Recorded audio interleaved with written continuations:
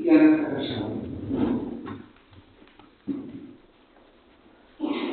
A poco de cumplirse el niño, nos reunimos para seguir andando sus pasos y recordar que su fuego sigue ardiendo nuestras luchas.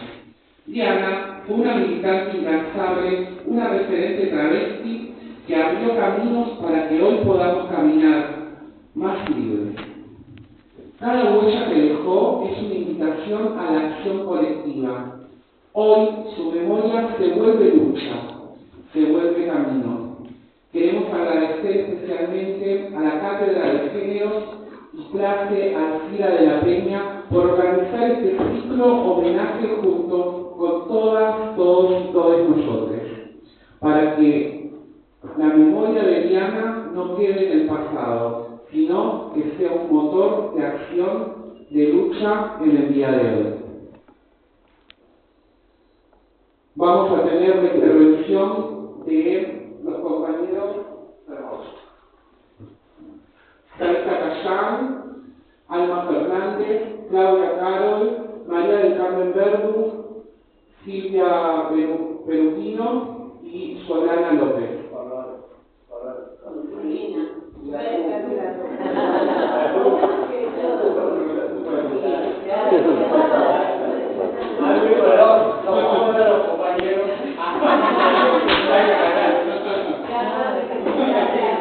Después también, pueden representarse, por favor. Y a sus nombres y apellidos. Y colegio. Nombre, apellido y colegio.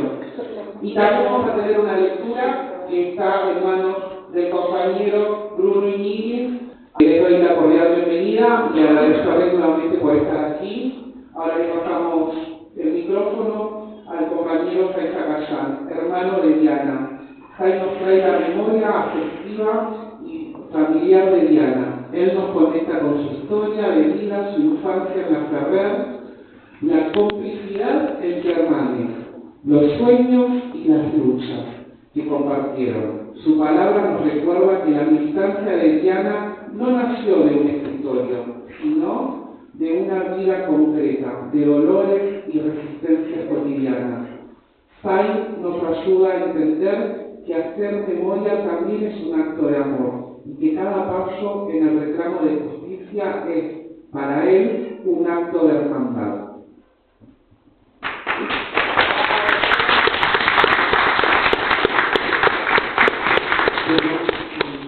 Buenas tardes, todos. Un montón. Lo que dice ella, ¿no? Pero es un poco eso. Cada vez que nos toca hablar de Diana en caso de homenaje, también posiciona en nuestro lugar, a mí me posiciona en nuestro lugar. Porque inevitablemente me pasa esto, ¿no? De recordar a Diana en el día a día, en la historia compartida. Y bueno, inevitablemente la vida de Diana está atravesada por la violencia, ¿no? Así que esos recuerdos también son parte de la construcción que uno va haciendo de su propia existencia, ¿no? Y también por eso nosotros nos compartimos en personas políticas, ¿no? Pero bueno, en el día de hoy, como bien decía ayer, nosotros entendemos, ¿no? la memoria también como parte de este legado de nuestra historia, ¿no? Para recordar precisamente el por qué Diana se convierte en la militante que se convierte, en la referente que se convierte a partir de lo que se transitó de su propia existencia, ¿no? Este panel de hoy es un panel muy especial también porque tiene que ver con eso, ¿no? Con cómo se constituyó Diana en aquellos momentos, ¿no? En épocas donde todavía no se hablaba ni de feminismo, no se hablaba puertas cerradas, donde no se hablaba de género, donde no se hablaba de diversidad, donde mucho menos se hablaba de identidades transexuales. Diana ya tenía claridad de la construcción de la identidad, que además era una construcción política, ¿no? Netamente política. Y no solo de la identidad, ¿no? Porque también Diana era una militante social, digo. el paso, por ejemplo, de Diana por la escuela popular junto con Claudia, tiene que ver con eso, ¿no? Con cómo Diana pensaba que tenía que construirse un sujeto o una sujeta política, ¿no? Y al igual que, y eso lo entendí inmediatamente, ¿no? Eso es lo que por ahí nos termina de sorprender, incluso hasta el día de hoy, a mí me sigue sorprendiendo hasta el día de hoy, la claridad política que tenía Diana, ¿no? Como en el día a día, en el recordar y en el pensar, me sorprende hasta el día de hoy la claridad política que ella tenía, ¿no? De esos pequeños pasos que iba dando, que tenían que ver con formarse, ¿no? Formarse para la lucha, ¿no? Como que además quizás no tenía definido ella, ¿no? No recuerdo de haber hablado hoy se habla con términos, ¿no? Con términos teóricos por ahí. Eso tiene como mucho peso en el día de hoy. Pero para nosotros en ese momento pensábamos en la organización, sobre todo. No sé si lo pensábamos en términos de una teoría, por ejemplo. Pero sí lo pensábamos en términos de organización, ¿no? Si nos queremos organizar, si tenemos que llevar adelante esta lucha con estas características, digo, no había paso a nada para las identidades travestistas, no tenía derecho a nada, ni a la existencia. Entonces esto como Diana, eso es lo que contábamos la otra vez, Diana fue presa política 2 veces, ¿no? Como ella logra formarse más políticamente en la segunda detención. Bueno, y eso inmediatamente cuando ella sale de esta presa, empieza como a formarse, ¿no? Y empieza a entender también cómo de trabajar en el barrio, de trabajar en comunidad, porque primero antes de esas detenciones la lucha era solitaria. Nosotros logramos en el medio de esas detenciones, sobre todo en la segunda, porque la primera fue, la verdad que muy durísima, le cortaron el pelo cuando estuvo detenida, pero en la segunda ella logra salir de otra manera, ¿no? Inmediatamente empieza a participar socialmente, ¿no? Dentro de la comunidad de la matanza, con el SEANSE, con los feriantes, empieza a participar de las asambleas, y bueno, también esto, ¿no? Como empiezan a entender, ¿no? Ya lo entendemos desde el principio, ¿no? Pero de una manera organizada a lo que tenía que ver con la violencia institucional, ¿no? Con la persecución de la policía, y empieza a formarse y a participar en otros lugares, ¿no? Empieza también a ver que la violencia institucional tenía un montón de ramas, ¿no? Que no era solo para la travesti, sino que la rama de la que atacaba la travesti por ahí era la que menos organizada estaba, la que ni siquiera estaba organizada porque ni siquiera se leía esa ley que existía. Y bueno, eso también cabe en esa mesa. Alma Fernández, que también es una referente que después de la muerte de Diana logra tomar esa bandera y logra construir también o logra armar su propia militancia con el legado de Diana. Bueno, Silvina, que también estuvo en el PC junto con nosotros en aquellos años, y fue la persona que me dio el primer trabajo de Diana. Así que también son personas que marcaron un poco esa línea, ¿no? Digo, le da el primer trabajo a Diana cuando Diana estaba todavía entendiendo que la importancia, cómo cambia la vida de una persona a partir de tener un trabajo, ¿no? Cómo empieza a participar socialmente y la necesidad de eso, claro, por supuesto, no caer en situación de prostitución. Digo, eso de esa mesa me parece que es importante y que la idea es un poco que cuente esa trayectoria que Diana fue haciendo a lo largo de su vida. Así que bueno, yo no quiero aburrir más, así que le voy a pasar la palabra a quien continúa. Gracias.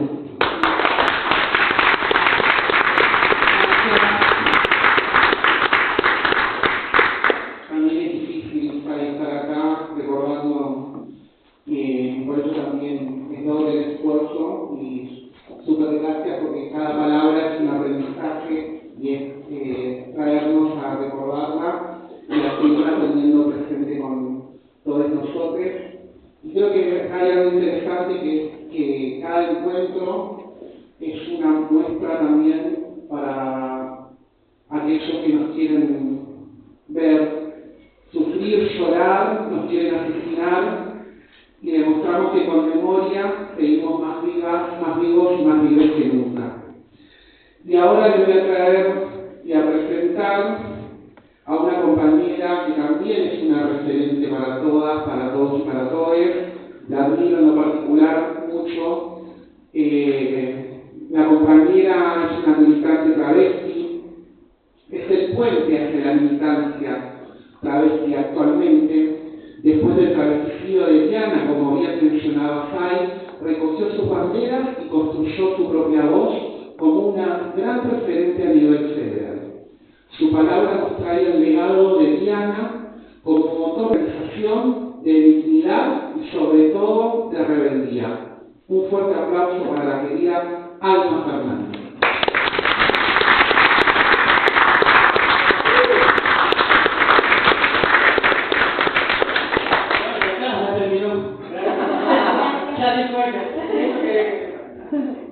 No se está hablando de boda, color. Luego me dijo, evidentemente, bueno, otra vez. ¡Oh, qué calor!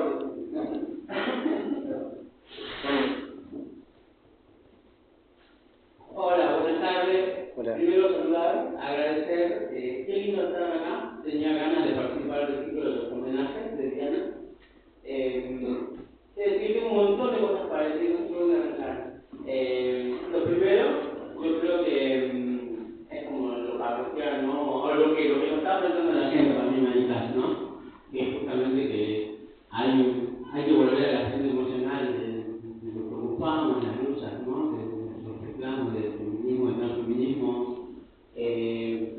Siento que son tiempos donde nos tocó ajustarnos a todas. Siento que al colectivo travesticante le tocó pasar por su primera frustración de justamente ser despedido en su primer puesto de trabajo, ¿no? Un poco profundizar todo eso, incluso ser parte de eso también, pero también decirnos que no es nuestro fracaso, este no fue nuestro fracaso, ¿no? Perder un puesto de trabajo, poder entrar por primera vez a trabajar en el Estado y perder el puesto de trabajo, que te despidan, no es un fracaso, sino es una victoria, es un aprendizaje. Siento que cuando digo que hay que volver a la acción emocional de nuestra lucha es justamente con ese aprendizaje que nos dejó esa frustración, este fracaso, que justamente es saber discutir e interpretar nuestra ley, ¿no? La ley que tanto luchamos de cupo laboral de la trans. Siento que todo lo no político que se quitó, que se pretende eliminar en las luchas, en nuestras reivindicaciones como feminismo y transfeminismo, siento que todo ese potencial, todo ese caudal lo está agarrando el narco, ¿no?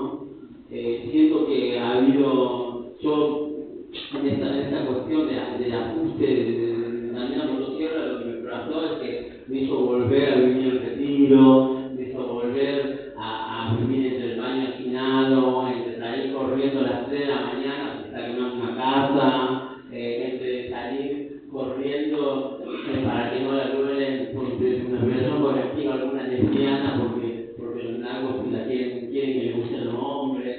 Entonces, para mí, en este momento me encuentro como volviendo a aprender, volviendo a las trincheras, reivindicar la lucha, la bandera, y eso también es la Diana, ¿no? Si esto fuera un fogón, no sería un fogón para que tiremos verdura y hacemos, sino sería un fogón para cortar alguna ruta, porque eso también es la Diana, y ahí también yo me encuentro muchas veces. Son tiempos donde a mí me tocó ver en mi barrio, por ejemplo, que todos los lunes, los martes, los miércoles, los jueves, los viernes, la única comida que había en los comedores que hay era torta frita y mate cocido. todas las compañeras que luchamos en el barrio que tenemos, dábamos torta frita y cosas. Y de repente vino el narco, nos juntó y nos dijo, ¿no? De Rosario, que no peruana, chabón, gente de Rosario, ¿no? Vino y nos dijo que hay raviol con pollo y que de acá en adelante un día va a dar un espacio, otro día va a dar otro espacio, otro día va a dar otro espacio. Eso los viernes y el sábado el cura. ¿Qué nivel de organización? Y así nos tocó a nosotros ver eso, ¿no? Ver que ya en la Cedronar nos cerró todas las casitas que luchaban contra la adicción en el barrio, las cerró las dos. No saben las TAC por las que bajan, están cerrando, ¿no? Y cuando se está así en el barrio, tenemos algo que cuando venden droga, cuando matan a alguien en una casa, agarramos todos los que luchamos, vamos al poder judicial y sacamos la casa y ahí se da un espacio de lucha, ¿no? Y así como nos quitaron las casas, también nos están quitando los espacios que tuvieron. De hecho, yo tengo la casita ahí, que es la casita del barrio de la Estrada, que también nos tienen todo el tiempo como, no gritando golcitos, y nos dicen cuándo funciona, cuándo abren, qué dan, qué hacen, ¿no? Entonces, me parece que necesitamos volver a esa agenda emocional hermosa de lucha que teníamos, en la que nos abrazábamos, ¿no? Con respecto a Diana Zacayán, Diana para mí es como, fue la lucha de Diana, conocer a Diana Zacayán, fue como entender realmente lo que me pasa ahora, ¿no? Que hay que muchas veces ser las primeras en ocupar los espacios y las primeras en ir a sentarse en esa mesa en la que comen todos y todas, ¿no? Para que otros puedan pasar, ¿no? Diana Zacayán para mí me enseñó a valorar la lucha y a entender realmente cuál es el tiempo en la lucha, a profundizar estos entramados, a formarme en estos entramados, ¿no? Un matito en la cabeza de mujer, no sé qué decir, pero en principio también reivindicar esto, ¿no? Que Diana, fuerte aplauso para Natalia Romero, por favor. Histórica mujer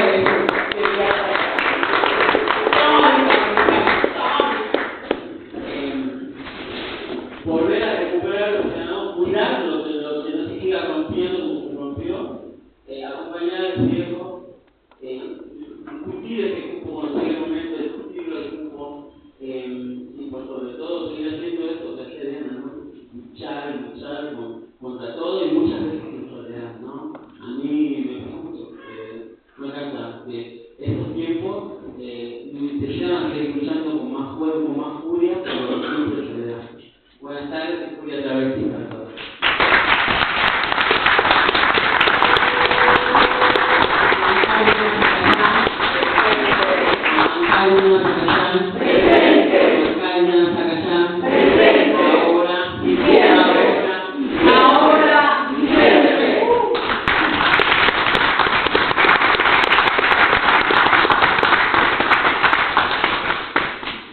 Gracias, querida Alma, admirable, como te dije, siempre vas a ser de referencia. Te quiero. Te quería mencionar también que está la querida presidenta de ATA Internacional, la compañera Marcela Romero.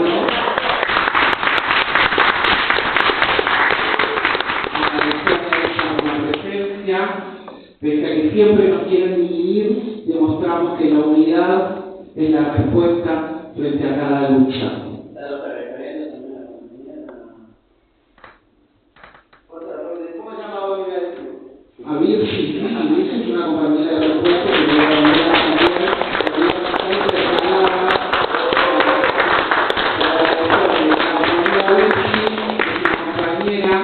Que trabaja para las personas en situación de calle, acompaña también a situaciones de consumo, por eso también es importante lo que mencionaba Alma, y le da en ese espacio sí una mirada travesti, trans, para tener una perspectiva sobre todo hacia nuestra comunidad y tratar de quebrar un poco los estigmas que existen sobre nuestra identidad, el consumo y la calle.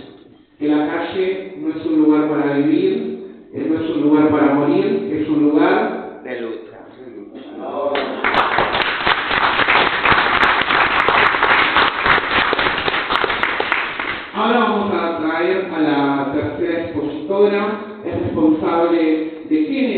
CEM, Cátedra Argentina de la Peña, encarna la continuidad organizativa del pensamiento de Diana.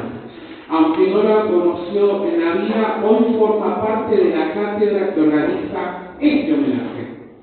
Su voz representa cómo las nuevas generaciones mantienen vivo el fuego de Diana en los espacios de formación, activismo y militancia. Un fuerte aplauso para la compañera Solana López.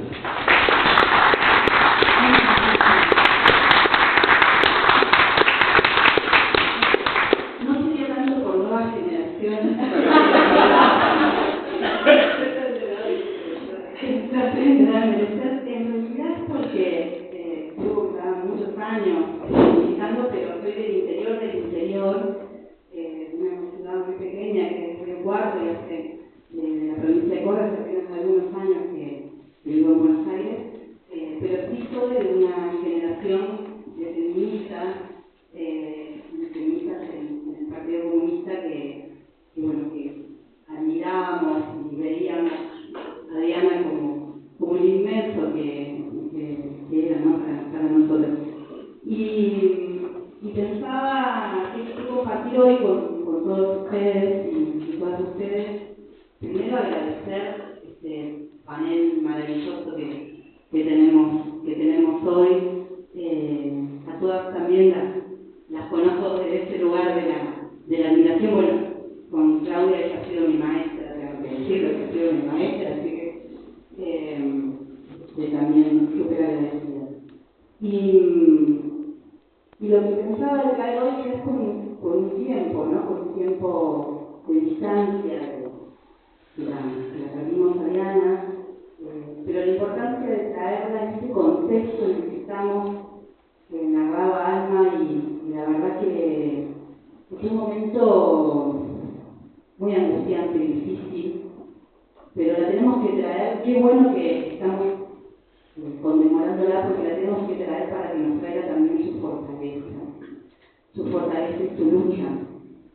Cuando repasaba la historia de Diana, que ya venimos compartiendo también en el encuentro anterior, hay dos momentos fundamentales de Diana, que es las dos instancias en que estuvo detenida, que fue presa política.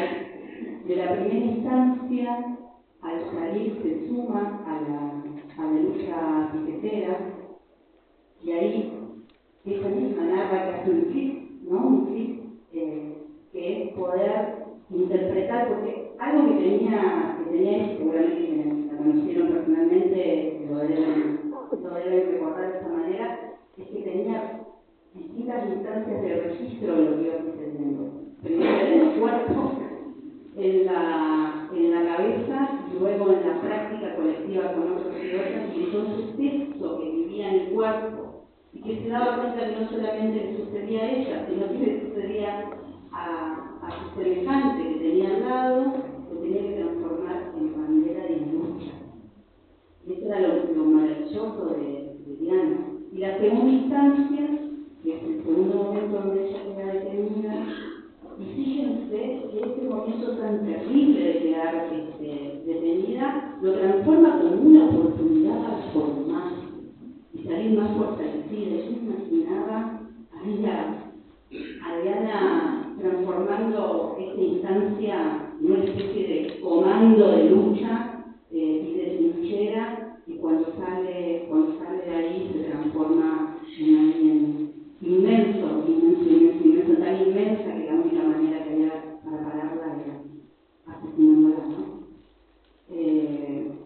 Pero bueno, está presente en nuestras luchas. Cuando atravesaba el recorrido de los videos, de escucharla, de leerla, en los reportajes, bueno, lo primero que se aparece es la injusticia. Creo que el fratricidio de Diana marcó un momento político que se inaugura en la Argentina, que es con este bendito fascismo que ahora lo tenemos sobre nuestras espaldas, Yo recuerdo en aquel encuentro en Mar del Plata, cómo también nos dolió el cuerpo, cómo nos vieron los fascistas de Mar del Plata, que ya había empezado a crecer esa derecha horrible que estaba con el PRO en aquel momento, y habían convertido a la catedral en un centro de detención. Por eso el fratricidio de Diana es un momento político en la Argentina en que empieza a crecer esta derecha. Y ahí es donde nos duele esta injusticia. Eso todavía es un debe para todas, todos y todas, ¿no? Y algunas cosas que me pareció importante traer, Diana tenía una lucidez. La verdad que también debo decirlo con todo el orgullo, el agradecimiento como comunista de haber tenido a Diana el tiempo que ella nos ofreció a los y las comunistas en nuestro partido. Realmente profundamente agradecidas de haber contado con ese tiempo que ella nos ofreció de acompañamiento y de aprendizaje para los comunistas, para las comunistas, para la izquierda, para los marxistas, para los marxistas. El concepto de clase profundo que tenía Diana, y ella expresaba una triangularidad que hoy está tan presente. Ella planteaba la lucha de género y la lucha de clase, pero ponía como tensión principal el Estado. Tensión principal del Estado. Y así fue como fue desarrollando una idea en la cual había que luchar por conquistar leyes, no había que distraerse en pavadas, sino conquistar leyes, pero que esas leyes fueran centrales para la vida.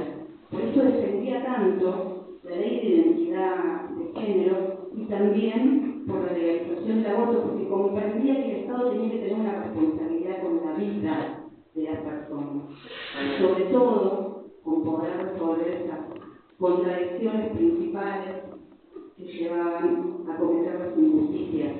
Y en el concepto de antidiscriminación, ella entendía la lucha contra el colonialismo, la lucha contra el patriarcado y la lucha contra el capitalismo. O sea, el nivel de profundidad que nos ha dejado realmente es maravilloso. Y anoté algunas frases que me parecieron importantes. La primera es que ella rescata el concepto de liberación. Sí, yo sé que es distinto que es con lo que hoy nos quieren imponer sobre esta idea de libertad, ¿no? La distancia que hay entre el concepto de libertad y el concepto de liberación, porque la liberación es una acción y necesariamente es una acción colectiva. Sobre recuperar la relación humana, la dimensión de recuperar la relación humana. Todo el tiempo insistía en la idea de que era necesario un proyecto de liberación que tuviese la dimensión de la relación humana con la profundidad que implica la dimensión de la relación humana. Hablaba de poder popular, pero decía poder popular. Es un poder popular en donde uno tiene que encontrarse con el otro, dialogar, construir con el otro. Y por último, la idea de que no hay transformación posible en soledad. Hoy somos un ejemplo con la diversidad de caminos, de historias, de trayectos que tenemos quienes estamos acá presentes, que es necesaria la construcción de unidad, que es necesaria poder atravesar esa transformación no en soledad, pero también algo que es muy importante que aprendimos de ella, es no callarse las cosas.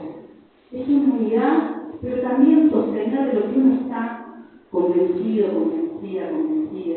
Creo que una de esas cosas importantes era, por ejemplo, cómo ella sostuvo todo el tiempo la lucha por el abolicionismo del sistema constituyente. Y entendiéndolo, cómo atravesaba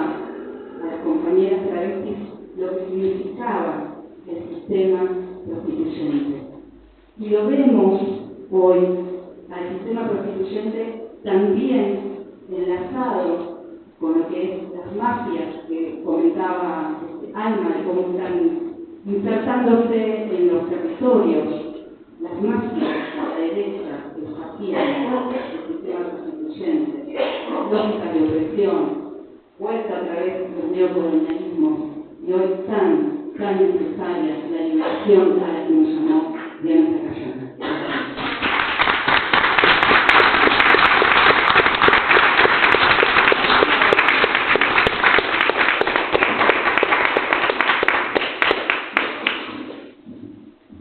Muchísimas gracias. Importante lo de traer la palabra liberación en este contexto, en donde nos arrebataron la palabra libertad y la quieren apropiar. Me parece importante que hoy más que nunca volvamos a tomar lo que nos pertenece. Las calles nunca las dejamos y lo demostramos. Y creo que hoy la libertad tenemos que demostrar que es nuestra contra toda forma de opresión que nos quieren imponer.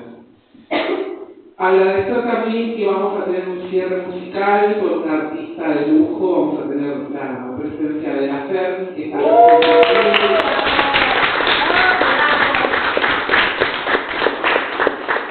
porque ya que estamos acá para encontrarnos, para abrazarnos, para también aprender y desaprender en comunidad, social y culturalmente, ¿por qué no? Si hablamos de cultura, no vamos a tener una compañera que viene y la rompe y terminar bailando y disfrutando también, porque nos merecemos. La risa también es parte de nuestra construcción y también tenemos que formar parte de nuestra militancia, de nuestro orgullo, el baile, el canto y toda forma de expresión que nos va a traer seguramente, y también con esas intervenciones que puede llegar a ser desde lo cultural y que nos puede enriquecer y nos lleva también a una forma de aprendizaje. Así que gracias por estar. Y ahora vamos a tener a la cuarta compañera que va a estar interviniendo, exponiendo, que representa la lucha contra la persecución estatal y la criminalización de la diversidad sexual, de todo aquello que se ve disidente. Ella compartió con Diana asambleas y resistencias en los años en que era perseguida política. Su voz nos permite ver a Diana como la militante que enfrentó a las fuerzas represivas y denunció el hostigamiento policial. Un fuerte aplauso y la recibimos a María del Carmen Verdú.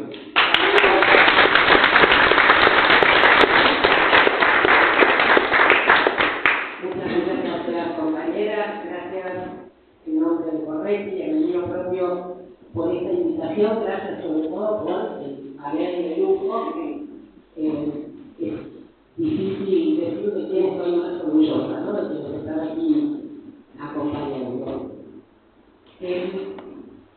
Para poder responder a la consigna, que es esto de contar un poco la relación de Diana con el movimiento antirrepresivo, tengo que ir bastante para atrás, principios de los años 90.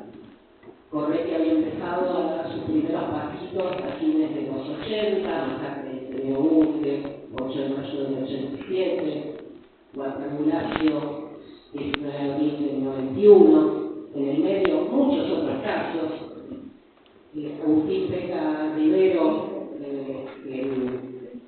en 1989, una familia con la que justamente tengo el salto para un paréntesis en este compromiso militante de la matanza. Diana acompañó muchísimo, y de hecho los papás de Peca, Estela y Ricardo querían venir hoy, pero son gente ya muy grande, pasan los 80, viven en el barrio central, pasar el castillo, hay que pegar el viaje de vuelta hasta allá, y ya a la hora que vamos a terminar no hay trenes, así que nos tuvimos que atar las patas de la cama para que se quedaran, pero decidieron especialmente Saiko de día de que mandan un abrazo, porque también me acuerdan de vos, de Joana, por supuesto. Ellos estuvieron en el estudio de Joana y de Diana en su momento acompañando, así como ya estuvo acompañando en muchísimas instancias de esa y de muchísimas otras causas de la Quisopatria y en la zona oeste, no solo en Matanza. Otro que quería venir, que tampoco lo dejamos, pero también es grande, Emiliano Bogado, el papá de Marcelo Bogado, analista que es de Villarreal, que también recuerda con muchísima emoción y cariño a él.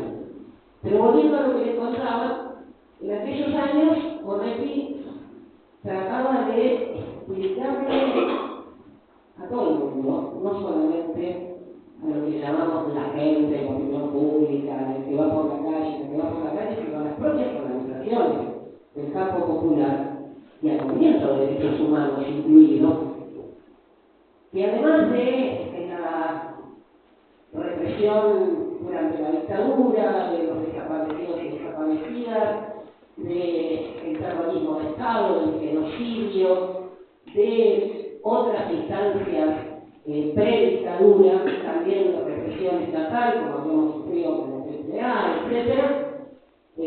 Acá podremos irnos hasta principios del siglo XX, por supuesto. A partir de diciembre del 83, veíamos que esas organizaciones populares no estaban prestando atención a otra forma represiva que se caracteriza por la naturalización hacia dentro de la clase que la padece y la invisibilización hacia afuera, hacia quienes son los beneficiarios de lo que en definitiva es un mecanismo, un sistema de control social y de disciplinamiento. Esa es la represión que, por falta de mejor nombre, le empezamos a llamar de carácter preventivo, porque justamente lo que hace es que te caigas en las patas y te quedes en tu casa, porque si vas a la vereda te pueden detener, te pueden pegar un tiro, te pueden llevar a la comisaría a cagarte a palos, violarte, etcétera, etcétera, y después además no pasa nada porque son policías. Entonces, de ahí esto de una especie de represión, insisto, naturalizada hacia adentro, porque cuando nos contaban cosas por el estilo en los barrios, decían, bueno, ¿qué vamos a hacer? Y la vida es así. Cuando vemos que viene el policía, nos metemos adentro, cruzamos, se acercan a la plaza, nos tomamos el palo. Eso nos contestaban los pibes y pibas. El gatillo fácil, por supuesto, las torturas y muertes en lugares de detención, en particular en comisarías, y en el medio de las dos, lo más masivo, lo más genérico y a la vez también lo más invisibilizado, todo el mecanismo, todo el sistema de detenciones arbitrarias. La detención por animación de antecedentes, después del 91 rebautizada para identificar, porque suena más trágico, un color. En aquel momento ya teníamos en todas las provincias del país los famosos códigos de faltas o contravencionales. En Ciudad de Buenos Aires estábamos un pasito atrás con los delitos policiales, pero a partir del 96 con la reforma constitucional estrenamos nuestro código contravencional propio y de vuelta, lo mismo que los delitos, pero dictados por legisladores. Y nos costó muchísimo. Convocábamos reunión tras reunión tras reunión, pedíamos permiso para que necesitábamos el Estado, teníamos que mandar una habitación en que generosamente nos prestaban los compañeros de la Liga Argentina por los Derechos Humanos, o en Sótano de Entre Ríos, que pasaba ahí esa fantasma de Codorniz en medio de la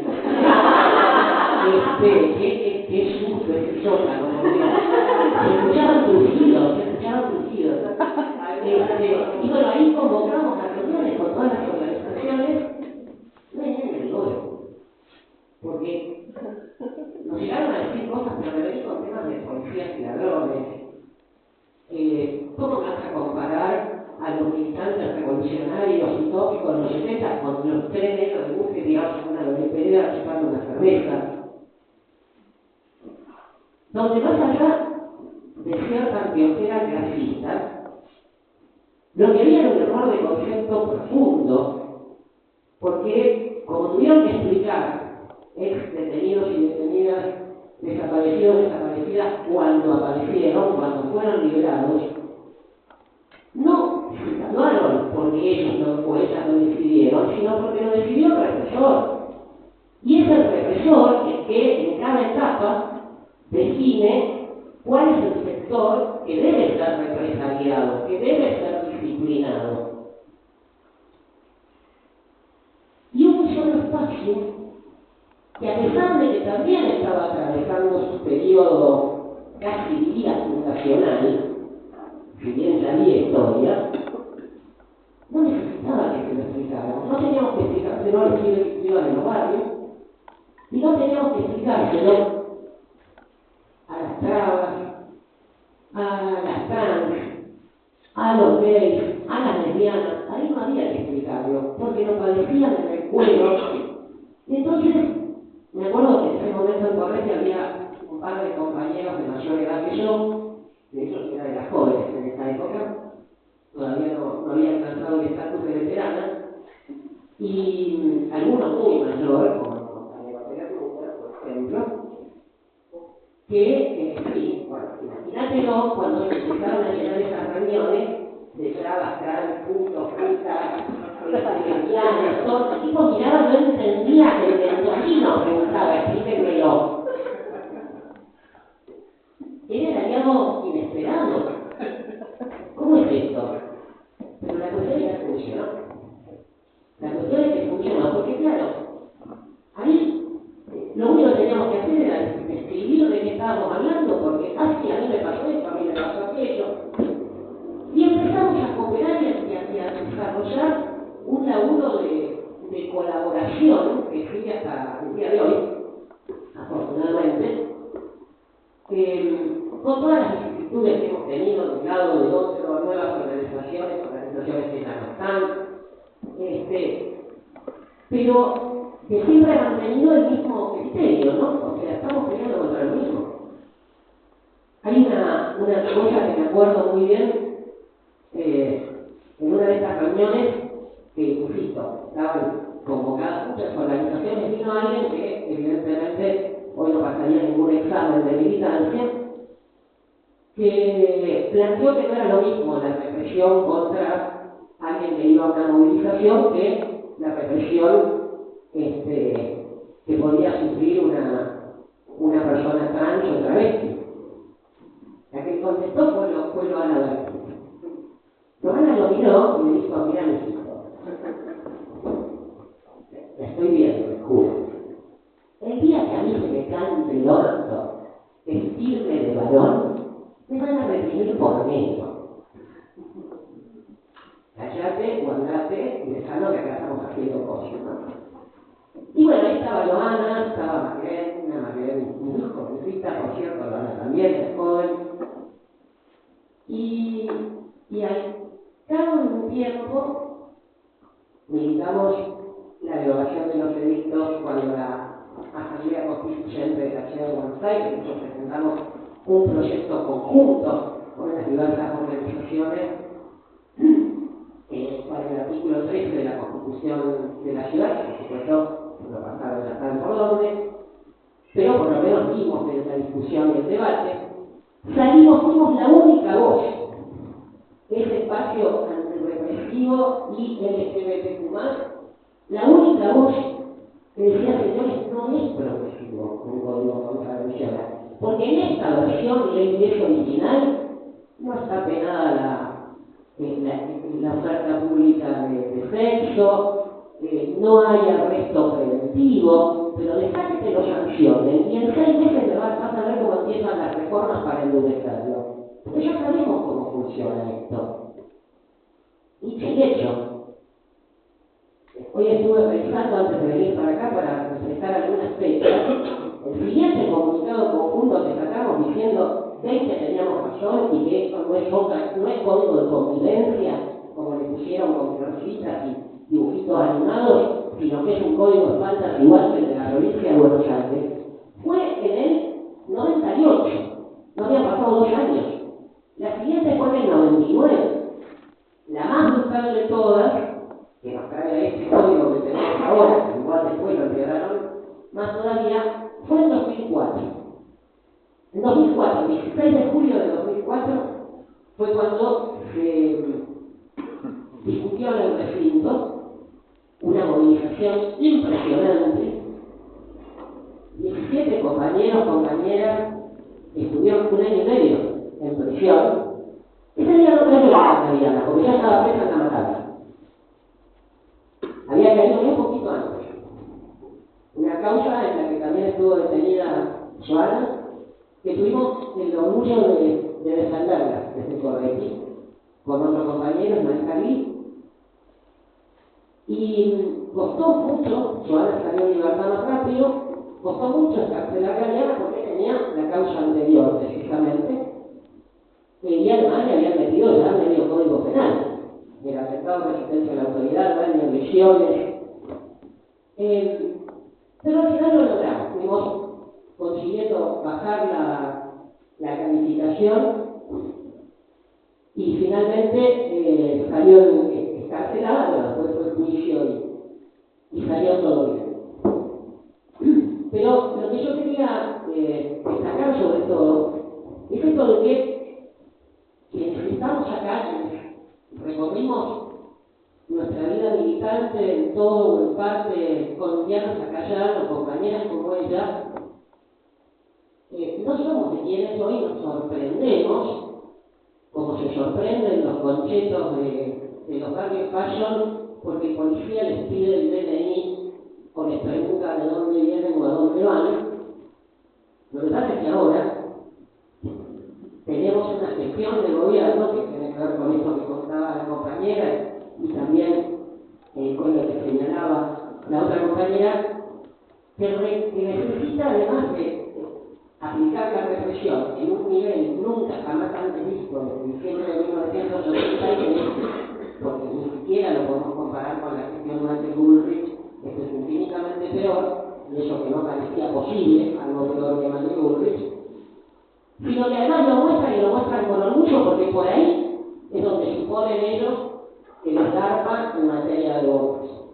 Entonces ahora no solamente esta represión preventiva del hostigamiento, del barbuleo, de pedir documentos, de llevarte preso porque sí, la averiguación de antecedentes o para identificar, o la detención preventiva en materia contravencional, etcétera, ya no es solamente sobre los sectores que la veíamos en los 90 o en los 2000.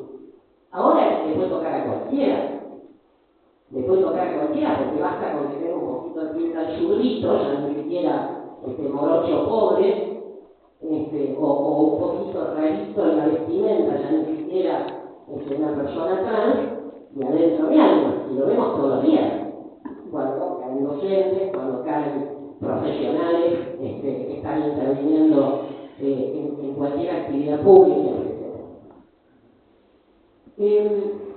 Y vuelvo a 2004, porque ese año, y a veces algunos no se acuerdan, ¿no? Piensan que eso era todo campos floridos, pero en 2004 teníamos 41 presos políticos en la Argentina. 32 habían sido detenidos en una movilización contra el Fondo Monetario Internacional y Plaza Mayo. El resto eran de las cabezas libertas, bueno, justamente Piazza era una de ellas. Entonces este año nos pusimos de acuerdo una cantidad de organizaciones para aprovechar el camuflaje que nos daba la marcha del 20 de diciembre en Plaza de Mayo, para, antes que la marcha se retirara, usarlo de carpa, para justamente armar carpas y quedarnos acampando en Plaza de Mayo hasta Navidad con la consigna histórica de Navidad sin presos políticos. Bueno, lo pudimos hacer. No eran muchas organizaciones las que lo bancaban, porque para algunos espacios, incluso del movimiento de derechos humanos, lamentablemente, estábamos atacando un gobierno compañero.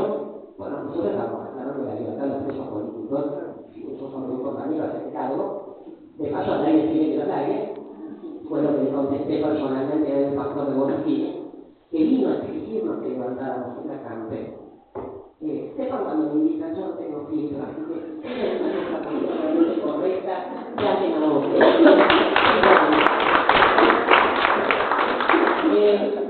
Bueno, lo cierto es que ya estábamos, diciembre de 2004. 8 de la mañana me llega el llamado telefónico. Había ido, como Ismael vivía en zona oeste, en Castelar, había ido él al juzgado, me llama contentísimo, negra, está leviana, buenísimo, bueno, decir que se vaya a su casa, que se duche, que coma, que descanse, después a la tarde, cuando vuelvo de la campe, hablamos. Total, además. El mediodía teníamos una charla en una de las carpas, íbamos a pasar un video, no recuerdo qué, y de repente me la veo aparecer a la loca niña esta. Lorena, te vas a salir encarcelada. ¿Qué haces acá? Estamos rodeados de canas, todos los días nos estamos toda la noche tratando de juntar gente porque nos vienen a amenazar con el desalojo todas las noches. Caes por tercera vez, ya no te saca ni mandrake. No te lo lugar que acá.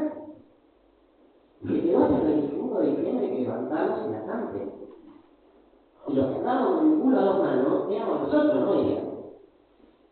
Porque ella encima era la que ponía orden, que no digan después que somos unos negros sucios, así que al levantar había algunos pibes que por ahí se ponían a hacer una salita y dejaban los huesitos. Que no digan, juntar eso, tirar el tacho, vaciar la bolsa del tacho, que no vengan a decir que somos unos sucios de mierda. Esa era la cara. ¿Sí? Y me alegro que en un espacio tan distinto como el que contaba la compañera que compartió con ella, el espacio en ámbito partidario, la percepción de esta verdadera praxis militante que ella tenía haya sido la misma que en nuestro caso en el ámbito exclusivamente territorial y antirrepresivo. Quiere decir que era una compañera íntegra que llevaba exactamente la misma actitud, la misma acción, la misma lucha en todos los ámbitos en los que se desarrolla. Así que, de vuelta, gracias, insisto, por el abrazo de los familiares de Sandra y de Fey que no pudieron venir y estoy muy emocionada de que me haya comentado. Muchas gracias, compañeros.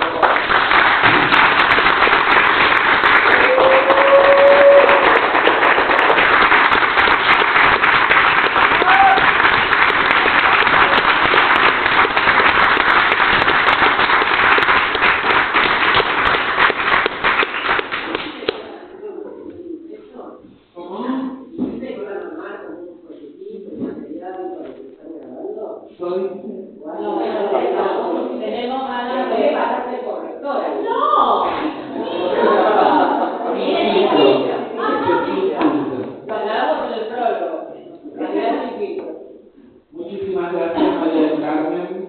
Me parece importante lo que mencionaba con respecto a la violencia sistemática, estructural que venimos atravesando, sobre todo en este contexto. También mencionarlo a Joana, así como hoy no contamos con Diana, contamos con Sai y la violencia que recibió Sai por parte del Estado, persiguiéndolo, echándolo de su trabajo. Hoy tenemos que decir que lamentablemente la familia Zacayán sigue siendo perseguida porque tenemos que traer la mala noticia de que Joana Zacayán fue víctima de un ataque transoriente. Y esto pasó hace horas, nada más, por un grupo de varones cis heterosexuales, o se presume que son heterosexuales, que la persiguieron. No es la primera vez que la persiguen hasta la casa. Esta vez la encontraron en otro lugar, mucho más lejos, en donde, sufrió un ataque de violencia no solo psicológica, sino que también física, con insultos, agravantes, obviamente repudiamos eso. No sabemos todavía qué y cómo vamos a seguir acompañando esta situación, porque a mí me pasa en lo personal que tengo a mi hermana Traba, que hacía 24 horas nomás había sufrido un ataque en su casa directamente. A ella y su pareja le intentaron ingresar con los mismos discursos agravantes, la misma violencia, con un fierro, con una navaja, a dos sujetos atacando su casa.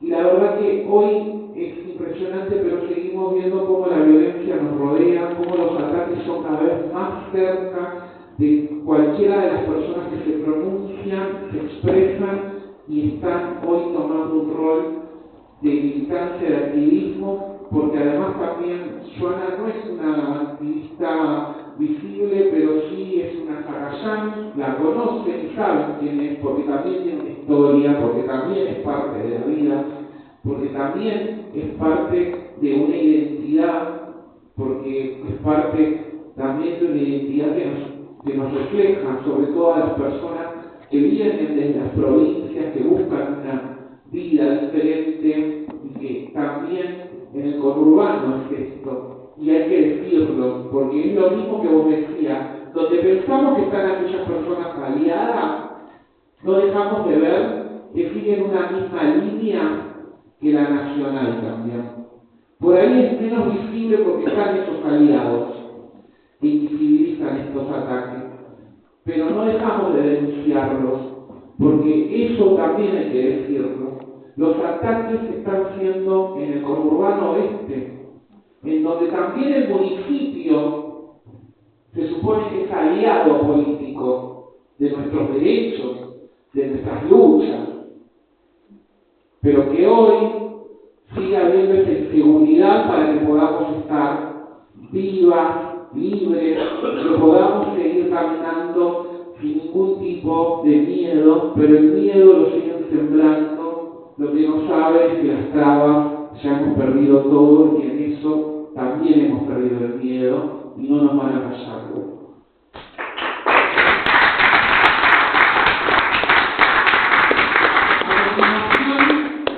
Perdón, tenía que hacer esta intervención porque la verdad que es algo que está pasando. Es la hermana de Diana, justamente, es la hermana de Sani, la que está recibiendo el ataque, la persecución, el hostigamiento y las amenazas de muerte. Y la otra compañera, que es mi hermana, que la conozco desde los 15 años, que hicimos la transición junta. Marce la conoce porque íbamos a ATA a buscar preservativos, a hacernos testeos, a hacer un montón de cosas. La verdad que es una compañera que es sobreviviente a intentos de travesticidio, donde le gatillaron 2 veces en la cabeza y nunca salió la bala. Entonces la verdad que hoy necesitamos denunciar, necesitamos hacer visible todos los ataques, porque tampoco es que es color de rosa todo para lo que es nuestra vida, y nada da la garantía, por más que los derechos sigan estando, no garantizan nuestras vidas.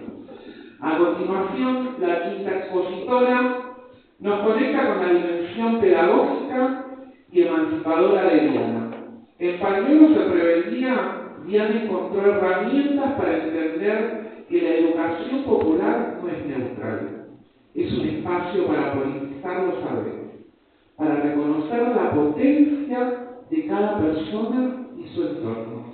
Para Diana, formarse fue un acto de rebeldía, de empoderamiento, y de enseñar fue una forma de devolver a la comunidad lo aprendido.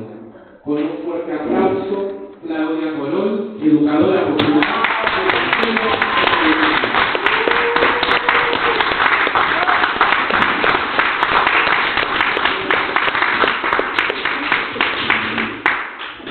Primero, muchas gracias por la invitación.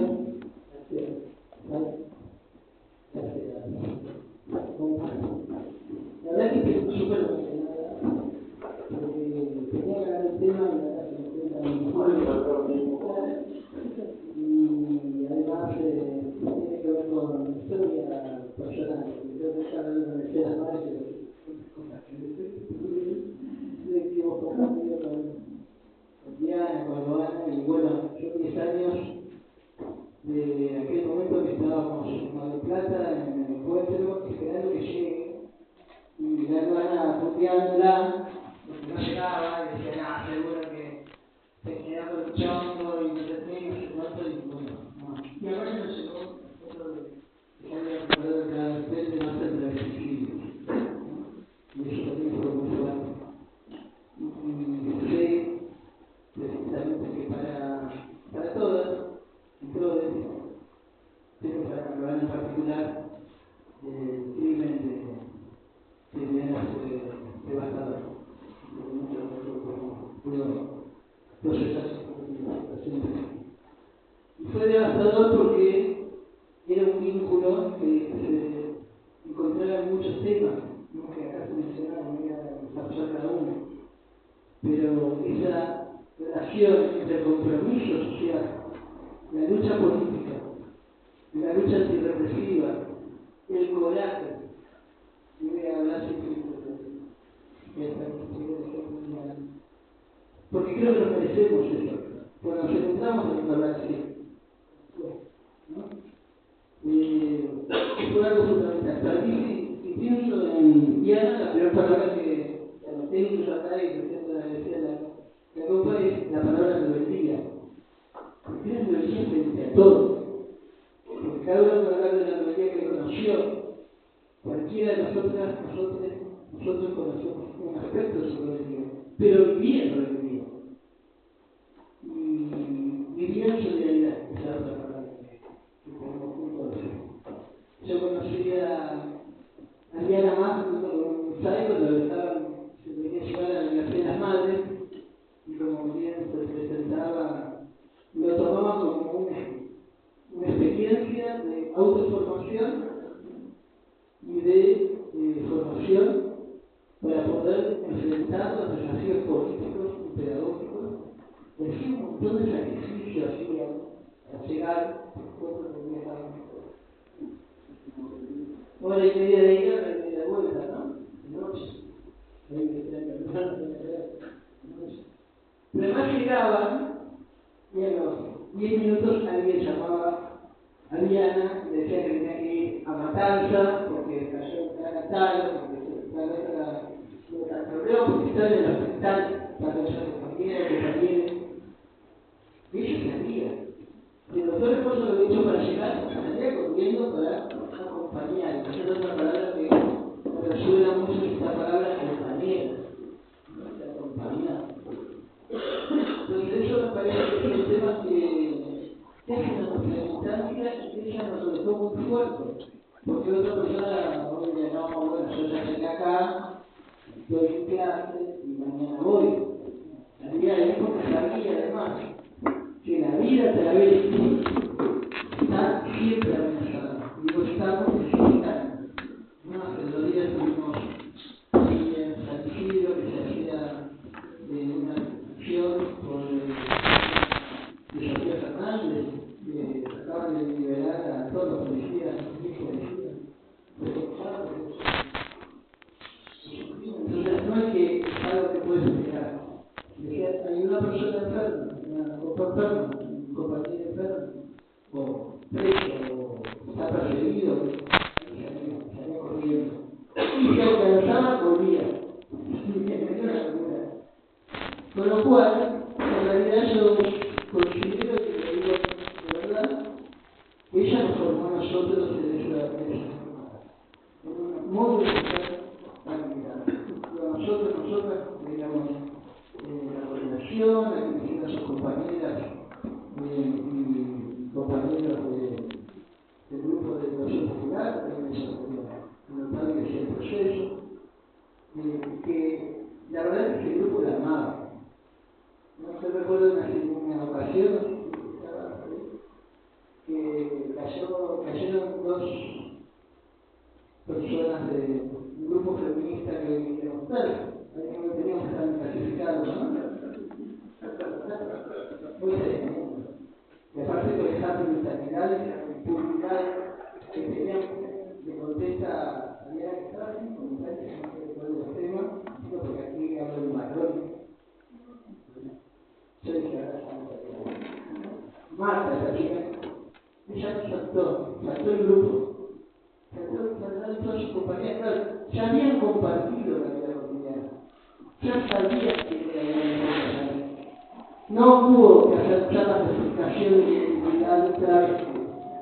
Ella lo decía que era necesario, pero la habían visto actuar en su modo de militar. Eso es lo que nos enseñó. No es una forma fácil de resolver, ¿no? Que era verdad. Que aprendimos a ser travesti. Y cómo ser travesti. Y cómo la militancia solidaria de una manera cotidiana compartiendo esto. Entonces yo decía rebeldía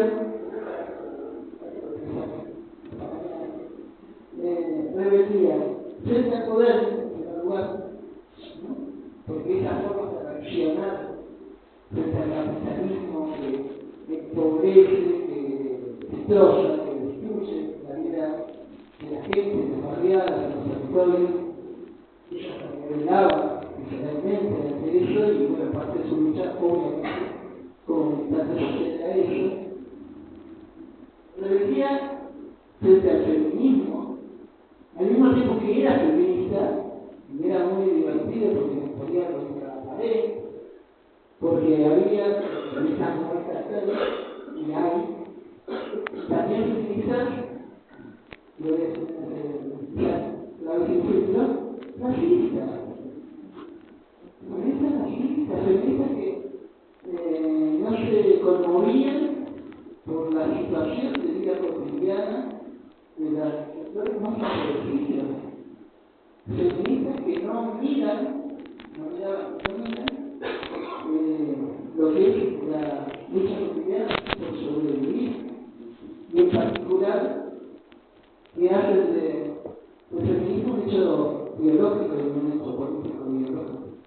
Entonces, eso lo discutía de comienzo a terminar, pero todos los elementos políticos y biológicos que nos ayudan a pensar muchos temas, por ejemplo el abolicionismo, que hablaba solamente, que ella lo discutía desde una lógica de clase, ¿no? Claramente. Dice, bueno, vos podés decirlo, porque me decía, bueno, pero yo mi hijo en la universidad y entonces un poquito mejor, y sí, vos podés.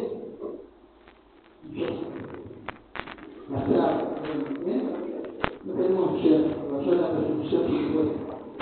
Entonces, toda la discusión del tema del abolicionismo no es un debate teórico, de académico, es un debate de la vida cotidiana, vuelvo a ponerlo así. Y reunía frente al economismo, que también habla yo, pero también cuestiona un montón. Tuvo sus alianzas, como también lo hay, y la familia lo que las abrazó desde el comienzo de la presencia travesti feminista dentro de la organización. Se pasa el accidente de la Loreta de la cátedra Alcina de la Peña. Qué buen nombre. Digo que buen nombre porque la fila era tremenda. No vamos a hablar de eso por esas ramas. Pero yo me acuerdo siempre que en plena dictadura ella cayó presa. Claro, América, ¿no? Y la llevaron del local de los amigos, del partido, y la llevaron a la coordinación. Y cuando me están interrogando, le dice que es médica. ¿Sabe escribir? Entonces la gente, estúpido, responde a jefe de coordinación que se interrogan. Y ahí es donde yo me encuentro de esa forma no políticamente correctas, estando presas, ¿no? Que de alguna manera hicieron que algunas de las compañeras pudieran identificar algunas de formas de militar que es retarse frente al poder, incluso estando en sus manos, no estando presas. Pero era crítica del partido, la crítica del comunismo, la crítica es sencillo de saberlo, porque creo que ellos eran comunistas mientras que yo era disciplinado. Y no es que yo me disciplinaba, porque como acá contaba, limpiaba todo y ordenaba y daba órdenes, pero sí la disciplina tiene que tener un sentido. Y no que sea un sentido desde lo dogmático,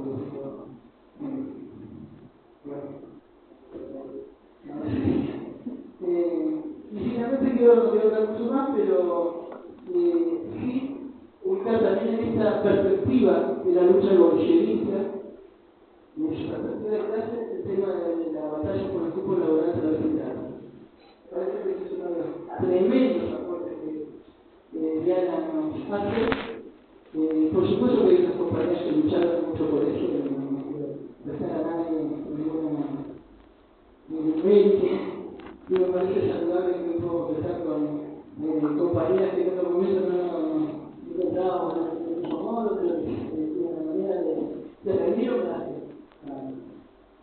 compañías italianas,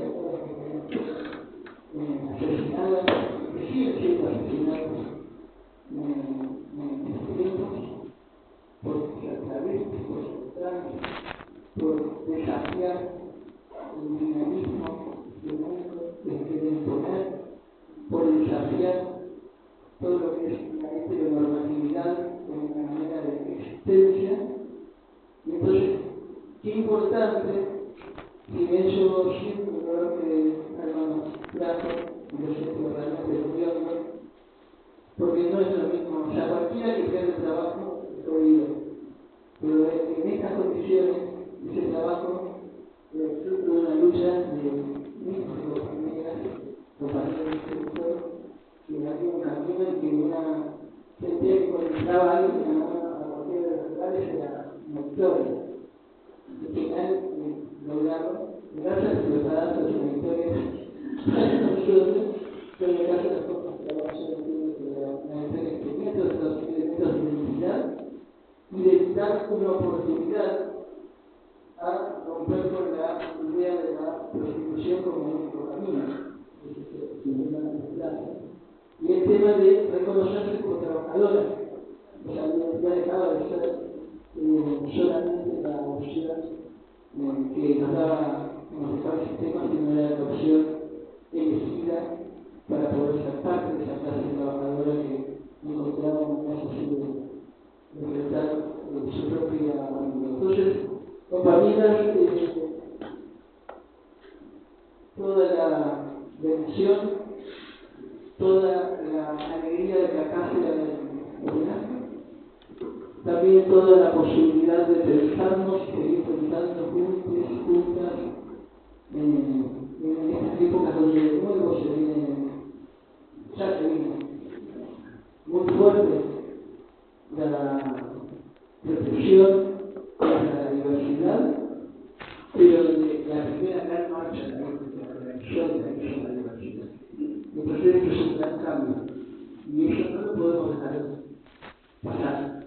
¿No? Construyamos eso que las organizaciones miren lo que pasó, que no solo lo registren, que lo miren, que miren cuánta expresión nuestro movimiento de la diversidad sexual, que miren que no todo el mundo está cagada en las patas, porque la primera respuesta que hubo de ese del Carmen ya no era algo, ahora hay que pagar un poquito hasta la próxima elección. Así no, la gente que no se pagó, la gente que salió adelante en la primera línea, porque siempre estuvo enfrentándose a esas duras condiciones de lucha y de resistencia. Entonces, homenaje a las compañeras que estuvieron en las calles al comienzo, que salimos, a ese momento, de ese diciembre de 10 días después de la feria, que ganamos la porquería esta, que logramos romper el protocolo saliendo a la calle, pero qué importante también.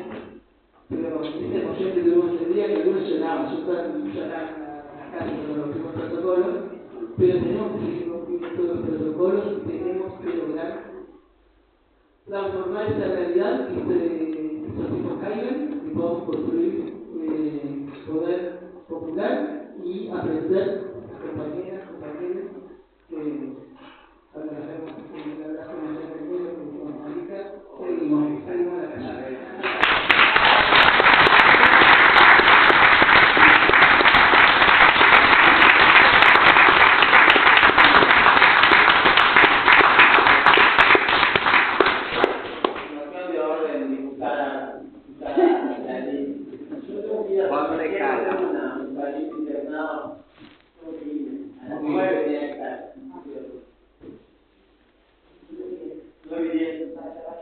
Institucional y laboral del legado de Viana, fue quien la vinculó al despacho de Toto No Caputo, Lieberman en 2001,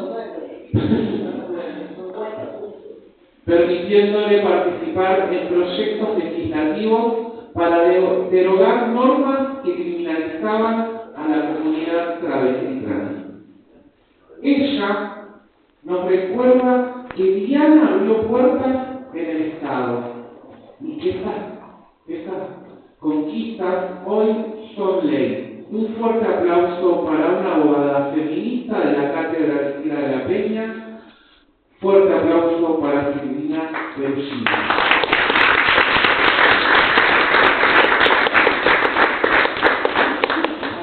Muchas gracias por este homenaje. Es muy emocionante estar homenajeando a Diana.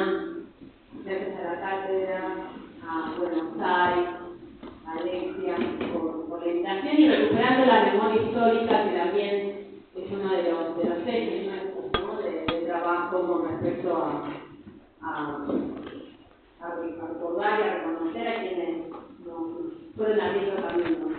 Yo quiero empezar tomando un poquito lo que planteaba Alma por esto de la agenda emocional. Para mí es muy emocionante estar acá, con este panel, pero aparte desde la dimensión personal, porque con Diana yo, como decía recién cuando me presentaban, la conozco en el año 2001, cuando entra en la Cámara de Diputados de la provincia de Buenos Aires, a partir también del voto bronca, ¿no? Que en ese momento, nosotros la verdad que no pensábamos que Toto iba a entrar como diputado provincial, creo que tampoco.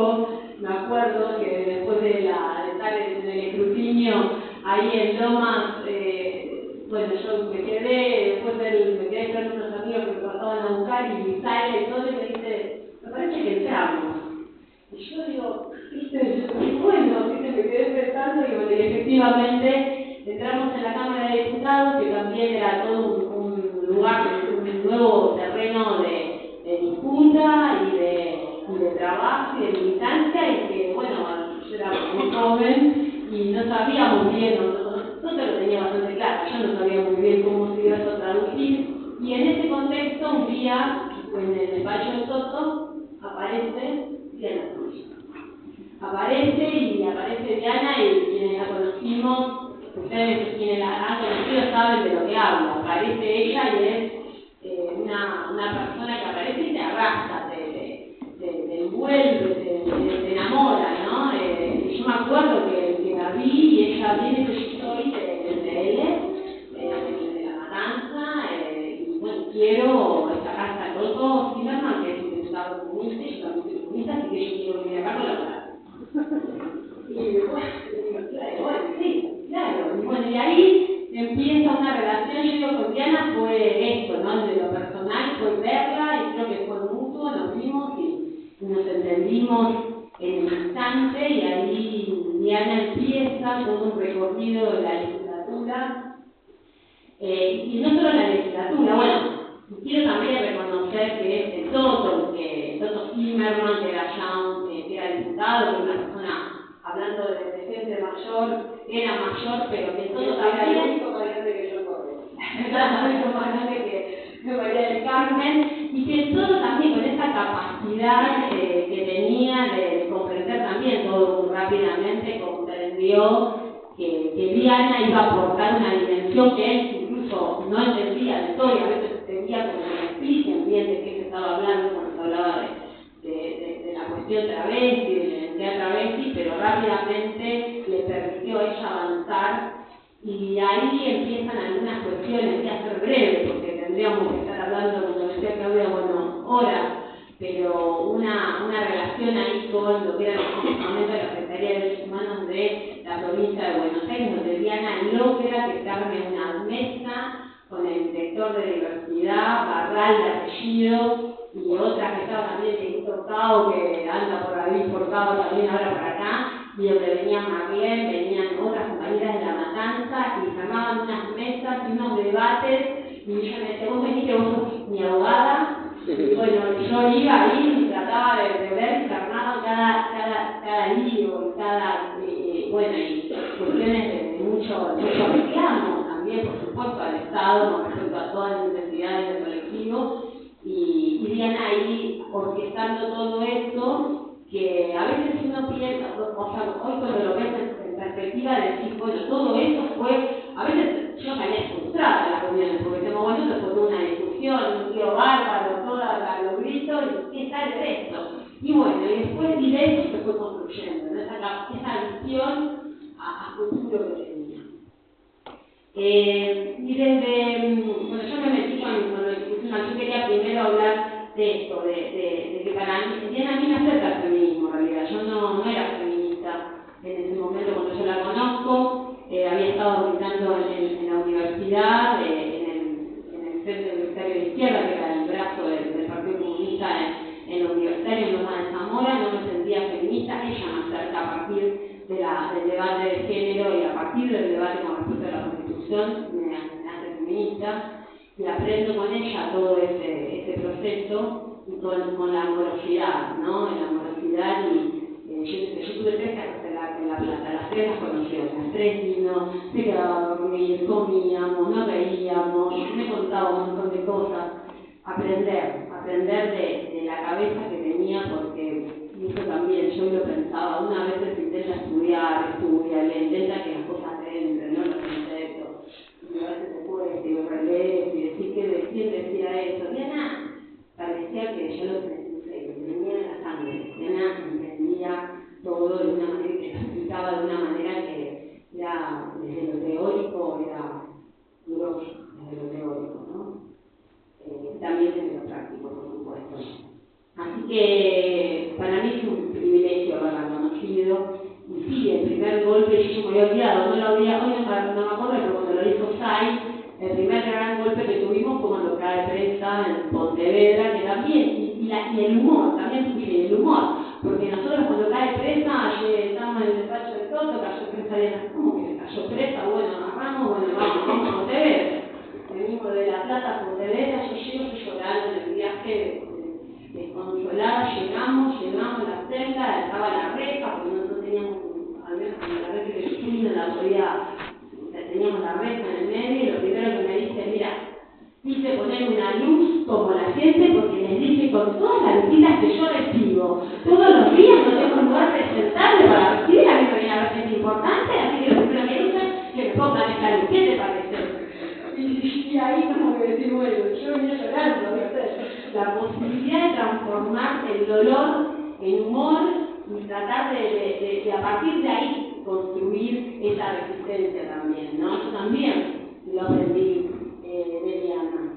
Y en esto de la claridad política, lo mencionaron, lo repaso solamente, esta cuestión de poder trabajar, esta cuestión de género y la clase, de la identidad travesti, y este debate que hace también con la identidad trans, ¿no? Esta idea de lo trans como algo que viene de otro lugar en términos de otro continente, pero de otro país, con otra cultura, y lo travesti más arraigado a la cuestión de clase y a la cuestión del conurbano.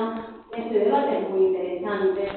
Y esta cuestión de no tomar la identidad como una cuestión del esencialismo, sino de atravesarla con la clase y con la raza, que también es un aporte que ella empieza a hacer y que empieza a profundizar, que ahí también se unía mucho con Loana en esa dupla maravillosa que hacían. La posibilidad y eso me parece que hay que rescatarlo, no todo este debate con la identidad travesti y trans que hay que rescatar.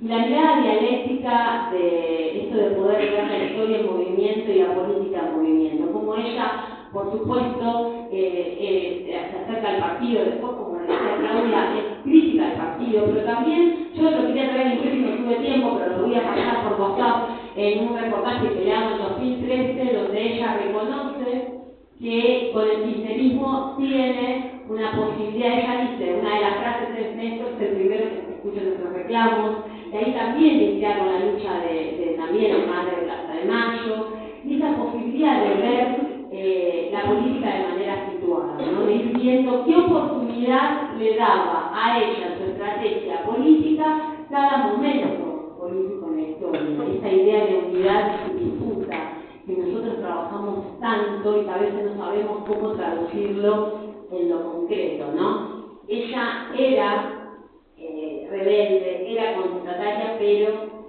lo que buscaba todo el tiempo era la oportunidad. De hecho, en este recorrido institucional que hace a partir del despacho de Toto Zimmerman, pero que después sigue, porque ella después de todo sigue trabajando, ella empieza a buscar alianzas estratégicas dentro de la Cámara de Diputados que le permiten varias cuestiones.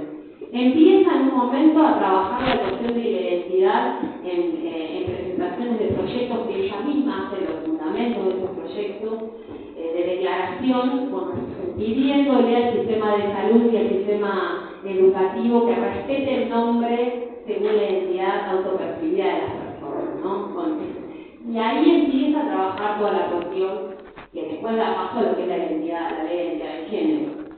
Luego, ya en el 2003, empieza a presentar proyectos con respecto a la derogación dentro de lo que es el Código Contravencional de Provincia de Buenos Aires, de los artículos que perseguían a las personas travestis y trans y también a quienes estaban en situación de prostitución. Y este proyecto lo presenta 7 veces. O sea, usted con un proyecto no se puede tratar, a los 2 años se cae y hay que presentarlo nuevamente. Mariana lo presentó 7 veces. 14, tuvo 14 años presentando este proyecto y yendo a buscar alianzas a las comisiones, con diputadas, con diputados. Y eso también habla de esa idea de unidad disputa. Ella era contestataria, pero iba a buscar las alianzas necesarias para que este proyecto saliera, y lo logró, y lo consiguió. Y también esto, cuando hablamos de abolicionismo, esto era como poder limpiar el abolicionismo con algo concreto. Había que derogar esos artículos del Código Contravencional de Provincia de Buenos Aires, y ella tenía un tesón, era testaruda, cabeza dura, iba a seguir hasta que lo lograra, ¿no?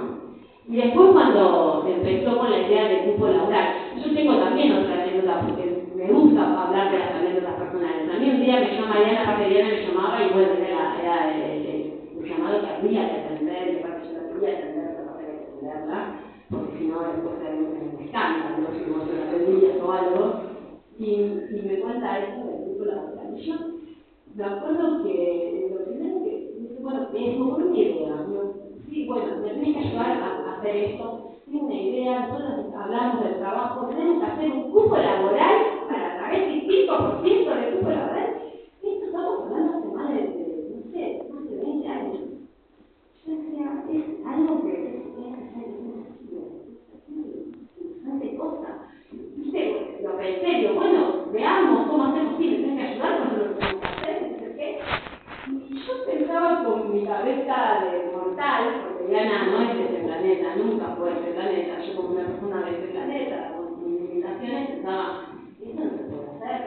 Diana está, somos vanguardia, la provincia de Buenos Aires es vanguardia a nivel internacional con esa ley de cupo laboral. Ahí es donde una piensa que ella tenía una mirada, esas personas que están hoy que tienen la cabeza de lo que va a pasar dentro de 50 años, ¿no? Y el cupo, el Código Contravencional, la identidad de género, como alguna de las cosas que planteó, y que cuando las decía, una piensa que era imposible, pero cómo ella iba marcando el camino por venir.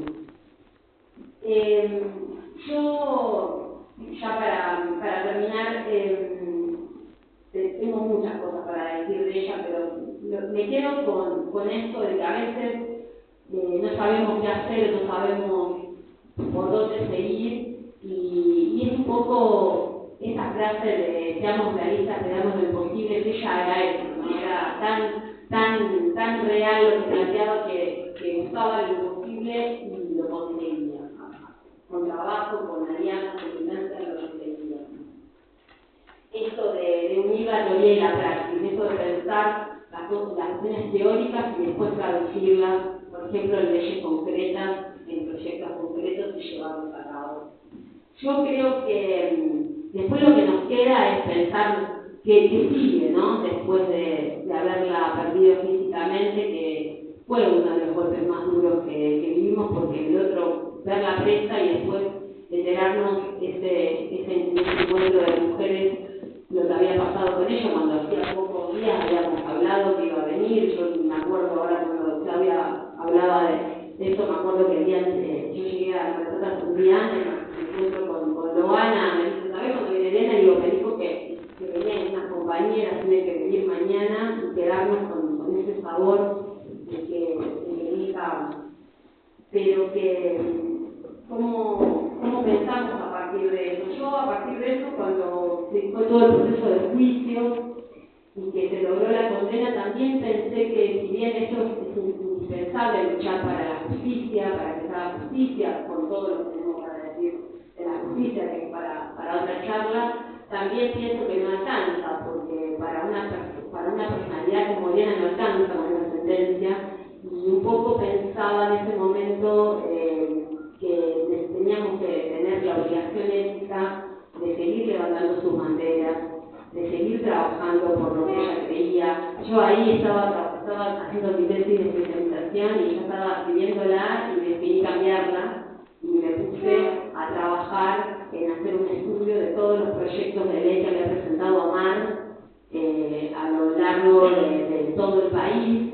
para hacer una crítica que ya está hecha, ya no está ahí publicado, pero cambié porque dije yo el homenaje que tengo que hacer a Diana, si hay algún homenaje, es seguir levantando sus banderas, y una de sus grandes banderas es la del abolicionismo.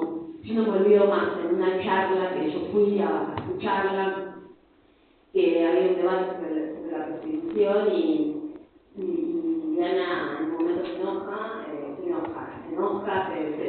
se enciende y se levanta y dice, a mí nadie me va a decir lo que es la Constitución. A los ministros se levanta la remera y tiene una marca y dice, esto es la Constitución. Y eso era Diana, ¿no?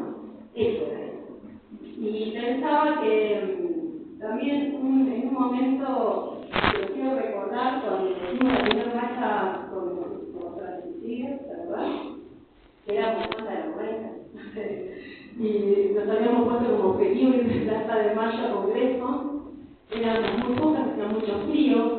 Nadie estaba cortando la calle, todos pasaban los colectivos, y yo digo, bueno, y agarramos la bandera y en un momento empezamos a caminar y llegamos a Congreso, y después de ese día dije, bueno, ahí fue Diana que de algún momento, de alguna manera u otra, nos empujó y nos largó a 30, no éramos más locas, caminando solas de Plaza de Mayo a Congreso, sin nadie que estuviera cortando la calle, y una basta de travesticidios, la primera marcha contra los travesticidios después del travesticidio de Diana, y pienso que en momentos donde ya, por lo menos desde que tenemos este gobierno fascista en el poder y tenemos muchas charlas entre compañeros y compañeras que hablan de la desazón, y que qué mal, la desazón y la tristeza, y no sabemos qué hacer, y yo pienso, Diana sin duda estaría, si no dándonos las manos para